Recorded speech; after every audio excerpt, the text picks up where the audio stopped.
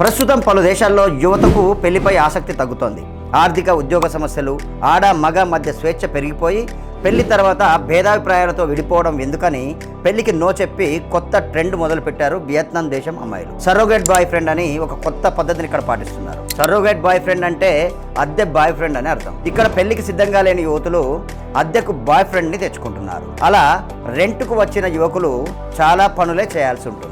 పార్టీలు, ఇతర కార్యక్రమాలకు సైతం వీరిని తీసుకెళ్తుంటారు అమ్మాయిలు. అయితే ఇక్కడ రెంట్కు అబ్బాయిలే కాదు, అమ్మాయిలు కూడా దొరుకుతారు. ఇక్కడ విచిత్రం ఏంటంటే యువతులను అద్దెకు తీసుకునే దానికంటే అబ్బాయిలను అద్దెకు తీసుకునే అమ్మాయిల సంఖ్య ఎక్కువగా ఉంటుంది. అలా అద్దెకు వచ్చిన వారు భారీగానే డిమాండ్ చేస్తారట. అందుకే ఇక్కడ అద్దె బాయ్ ఫ్రెండ్స్ల ఆదాయం ఒక రేంజ్లో ఉంటుందట. ప్రపంచంలో చాలా దేశాల్లో పెళ్లికి విముఖత చూపిస్తున్నారు యువత. 2100 నాటికి ప్రపంచంలో పెళ్లి అనే కాన్సెప్టే ఉండదని నిపుణులు అంచనా వేస్తున్నారు.